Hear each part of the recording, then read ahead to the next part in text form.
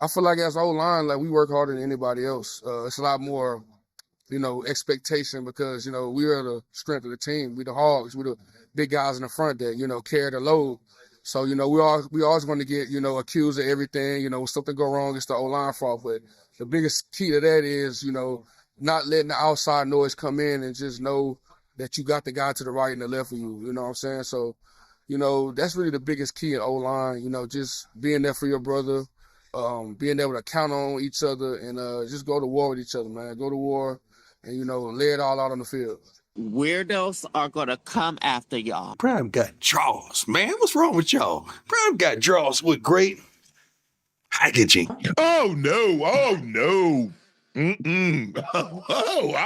don't know who told you that. Breaking news. The Wall of Boulder gets bigger. Houston O-line. Demetrius Hunter commits to Colorado. Buff Nation. Keep the hard hats on because construction is still happening in Boulder. And if you've been listening to anything Coach Prime and the staff have been showing us this offseason, you already know what this means. This rebuild is being built from the ground up. And the Wall of Boulder? Yeah, it just added another brick. Let's talk football first. Offensive line is not about one superstar. It's about depth, competition, and bodies that can survive a full season. You cannot run modern offenses if you're one injury away from chaos. So when Colorado adds another Power 4 offensive lineman with real game experience, that tells you the staff is focused on stability, not just splash. Demetrius Hunter brings physical size, interior toughness, and experience against real defensive fronts that matters in the Big 12, where you're facing fast edge rushers, aggressive blitz packages, and constant tempo. You don't survive that with thin depth charts. Here is how this fits the go-go offense. Now here's where it gets smart. Brennan Marion's go-go offense is built around motion, two-back sets, and forcing linebackers into conflict. But none of that works if interior pressure collapses the pocket or run lanes get blown up immediately. Interior offensive linemen are the engine of this offense.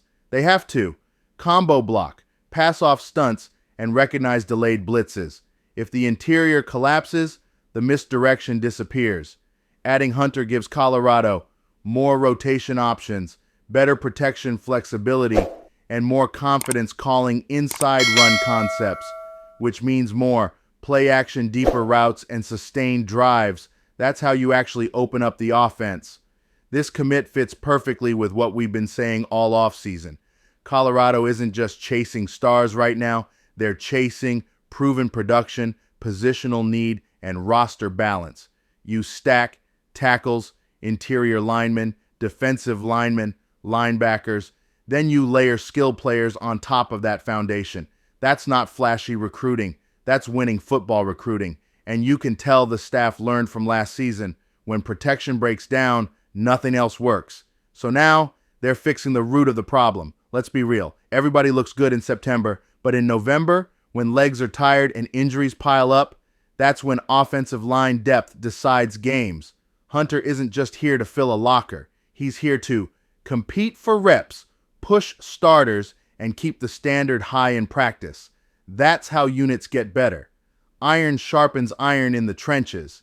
This move continues the same message we've been seeing. Colorado is not rebuilding on vibes anymore. They are rebuilding on physicality, numbers, and competition. And that's how you flip close losses into wins. You don't do that with just highlights. You do that by winning first down, by staying ahead of the chains, by letting your quarterback breathe. And that all starts up front. So yeah, celebrate this one, because every offensive lineman commit may not trend on Twitter, but every offensive lineman commit moves the rebuild forward. Demetrius Hunter to Colorado means more protection, more run game consistency, and more confidence in the offensive identity.